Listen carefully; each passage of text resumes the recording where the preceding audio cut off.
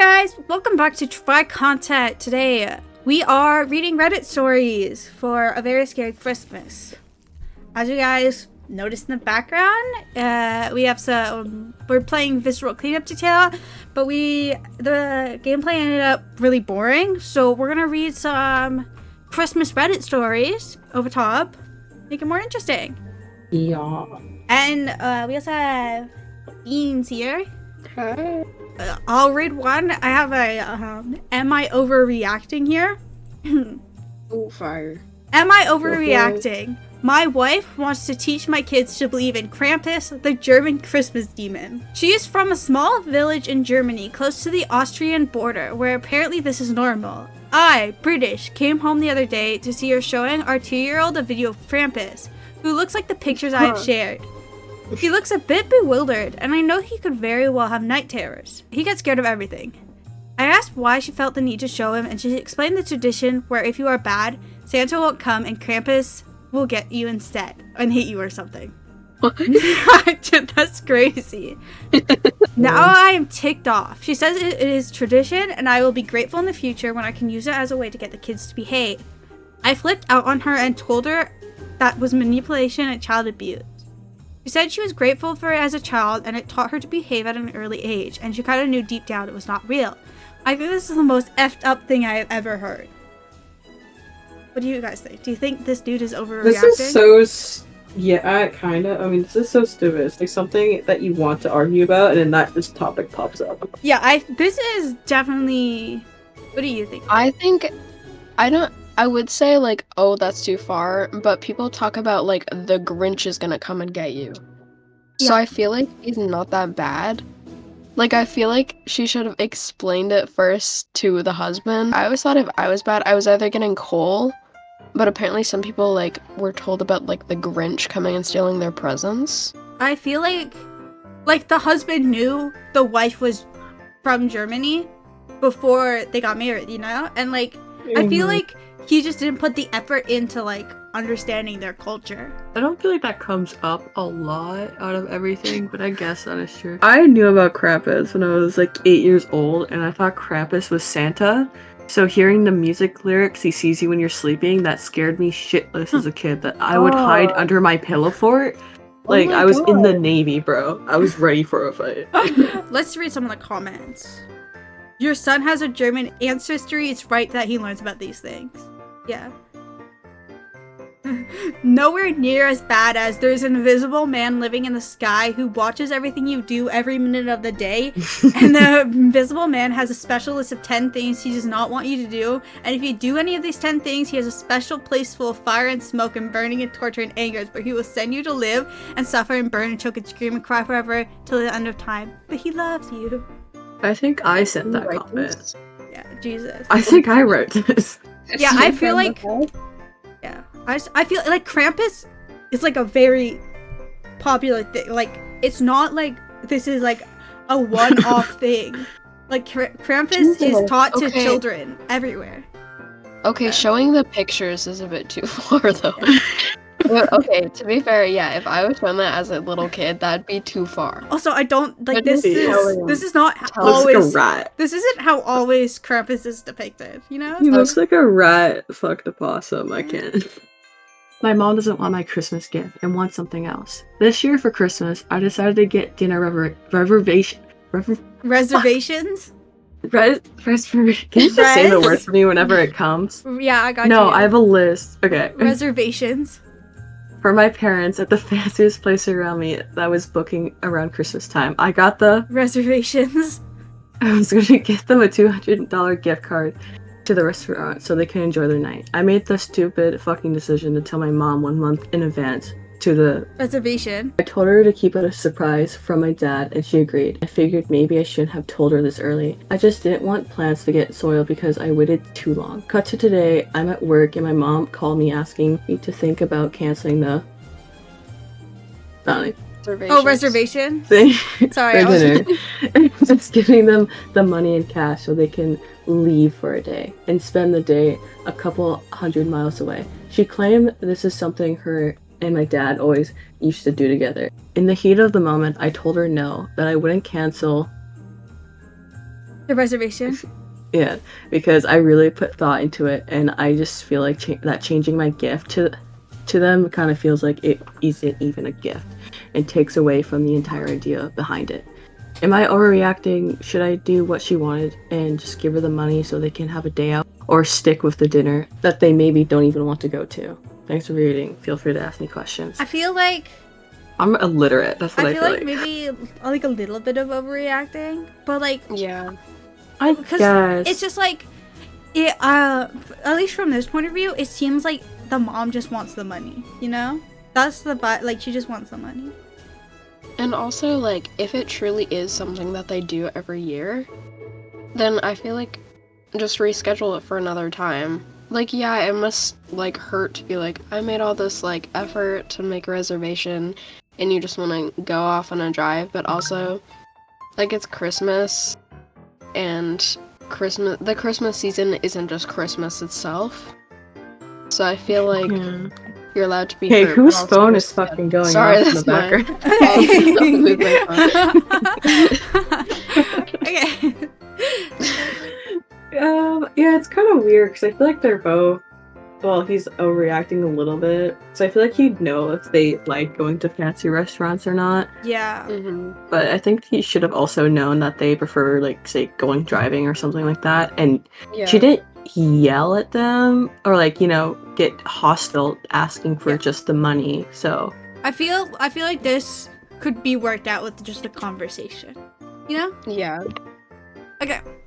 Let's move on to some Today I Fucked Up. great. I love that title. Today I fucked up by getting my whole family mega high on edibles for 48 hours over Christmas.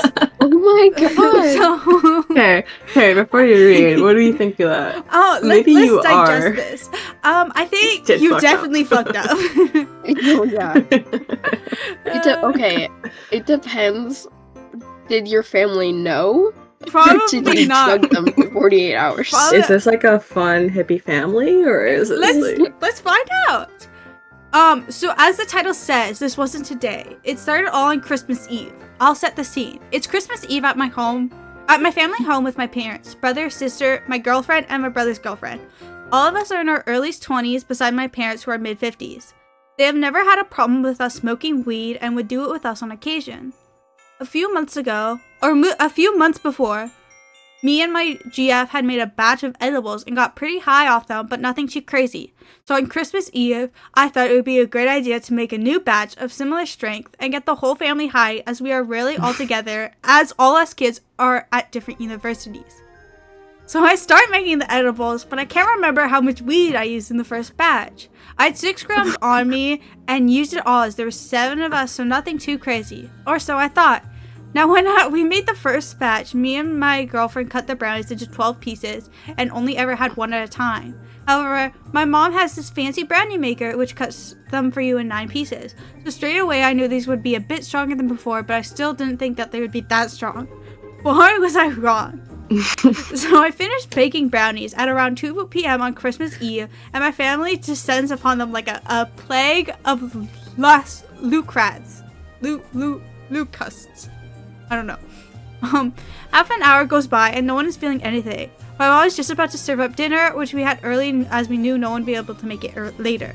We sit down and start eating, and then one by one we start feeling it. My dad, who has a history of passing out after smoking weeds, finishes dinner in a matter of seconds and crawls off to his sofa as he can't stand up and needs to lie down. So off he goes, and about 15 minutes later we finish our dinner and go to see where he's got to. We walk into the lounge and discover him already asleep on the sofa. So about 20 more minutes go by, and we are all feeling pretty high at this point. My mom starts freaking out and saying she doesn't like this at all and needs some way to stop the high. I tell her there's no way to stop it and to just ride it out. Nice. After about Great another 30 minutes, my dad suddenly gets up from the sofa like he's the Undertaker and asks off to the kitchen as he needs more food. Then he proceeds to make about 15 slices of toast for everyone to eat, as well as about 5 for himself.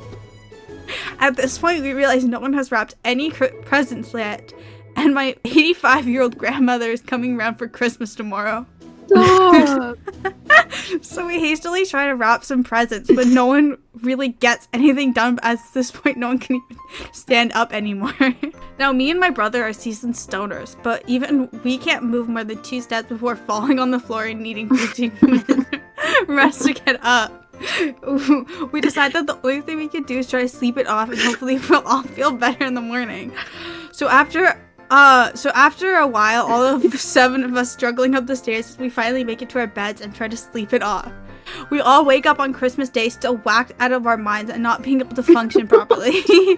We realize we have to go and pick up my brother's friend who is joining us for Christmas, but none of us are in any state to drive. So after explaining to my grandmother that none of us could pick up the friend, we are all too high to move. We had to call an Uber to bring the friend to us, which cost us a small fortune as it was Christmas and he was about 25 miles away. So we soldier on through Christmas as all of us are trying to not be high anymore, and we finally make it to the end of the day still high as a kite. We go to sleep and wake up the next day, and guess what? We are still high as fuck. I generally thought it would never end, but eventually later that day we all started coming back to planet Earth. So yeah, I ruined Christmas by getting my whole family too high to move. Oh, there's some updates. Update. People are asking for more things that happen, so I'll share a few with you. As a reply to one comment, my mom was answering the TV every time someone on the TV asked a question. The next one needs a little context. In our kitchen, we have an aga, which is pretty much a fancy oven that is always on as it is a way to heat up the house. I never use it as the temperature isn't consistent, and I always burn anything I put in it. But this is because I don't know what temperature it is, and my mom always says it's about 200 degrees Celsius. My mom always has a go at me whenever I use the regular oven as it is wasteful. With that out of the way, I'll get to the funny bit. This was right before my mom served up dinner. She got the Yorkshire puddings out of the aga and they were completely burnt. And I asked why they were burnt, if she knows what the temperature is, and she looks me dead in the eye and says I have no idea what temperature the aga is. And that was enough to send us both into fits of laughter for about 5 minutes. Can I have the recipe?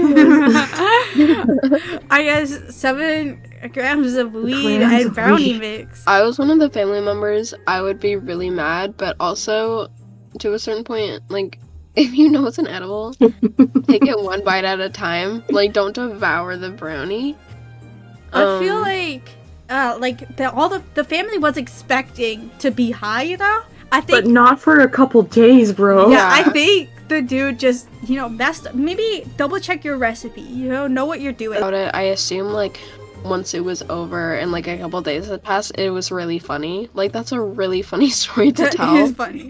But I know in the moment, I would have been so mad. I would have been so stressed. No, I would have been actually. upset if I really missed Christmas if I was just that out of it. And today I fucked up by accidentally getting high in front of my family on Christmas morning. What do we think of that so far? I feel like, maybe we should be avoiding weed during holidays. Like, I feel like Good idea. Like, maybe we just take a break, spend it with family, sober, instead of with family high, like the last story. Okay, so I have another one. Today I fucked up by giving my daughter a potato for a Christmas present. wow. You guys got a potato for Christmas. I'd feel hungry. If that was my only Christmas present, it'd be kind of awkward, but, like, I think that's funny. I think that's funny. Yeah, that makes sense. If it's the only gift you got, like, say your brother got a phone and the only thing you got was a fucking potato, then I'd feel a little upset. I would hope it would be a joke, I'd be, like, looking at my parents being like, where is it? Today I effed up by giving my daughter a potato for a Christmas present. When my daughter was 6, she was obsessed with the TV show Little House on the Prairie, which delighted my wife and me, who loved the show when we were kids. In the pilot episode, the family was so poor that each of the girls got a new cup, shiny new penny, and a potato as a gift for Christmas. My daughter could not stop talking about it. Now my family is really big into the practical jokes so far. There was the feral daughter kept in a cage prank of 2010, and the bloody leprechaun joke of 2013. But this one really backfired on us. After she went to bed on Christmas Eve, we hid all of her real presents behind the couch and left one package in the middle on the floor. When she came down, she seemed pretty surprised that there was only one gift, but carefully unwrapped it to reveal, you guessed it, a shiny tin cup, brand new penny, and a potato. Attached was a note from Santa. Molly, I heard how much you love the Little House show. Here's hoping you have a very prairie Christmas. Love, Santa. She grabbed the potato and started to cry. Uh-oh, I really screwed up this time. However, it wasn't because she was upset, but because she was so happy. Aw. Even when we revealed her other gift, she only wanted to be with her potato. She drew a face on it and carried it around everywhere. But it started to go bad. First, it turned green and started to sprout eyelets. Eventually, we had a very traumatic experience when the potato disappeared in the night.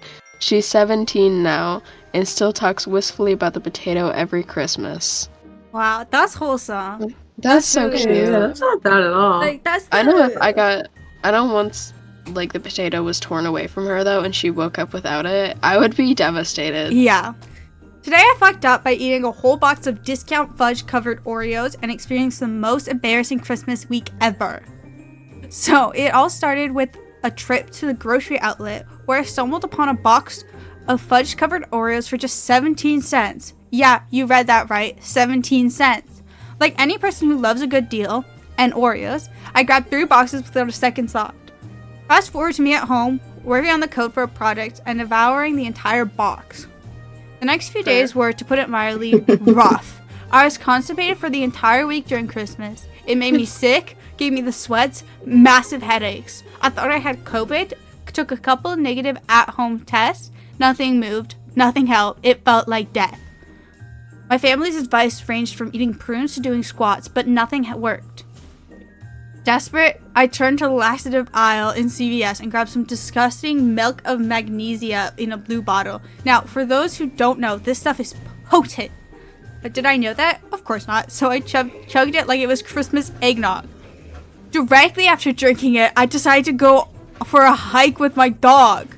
I thought I had at least an hour before the stuff took effect. I smoked a little weed at the beginning of the trail and was having a nice brisk walk through the Northern California mountains. Is this the same guy? Halfway through the trail, my stomach did a somersault. I knew I had mere minutes before the milk of magnesia turned my inside into a high-pressured hose. Spoiler alert, I did not make it. There I was on a semi-popular hiking trail with my dignity flowing down my jeans. I waddled back to the Airbnb and pray I wouldn't run into anyone I knew. Oh my god. Okay, whoever made those Oreos 17 cents is actually devious. Because they knew that was gonna happen. Like, I think it's crazy that you took laxatives and then went outside. Like, why didn't you stay home? And then got high. Like, already when that's happening, you don't know what to do. But if you're, like, stoned, like, you're just gonna dookie your shorts. That's what Like, that's guaranteed to happen. Like, is this the same guy from the last the episode weed or brownies? something? Yes, bro. Like, Okay, I feel like this is a very common problem that people have.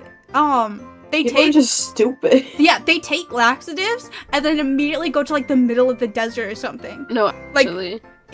What the Public with no bathrooms. It's like, why are you not at home a foot away from your bathroom? Like, Why You know, are you not? Yeah, like, why aren't you preparing for like the pain you're gonna be in? Like, Jesus. Preparing for takeoff, bro. yeah, Preparing for takeoff. Yeah. it's crazy.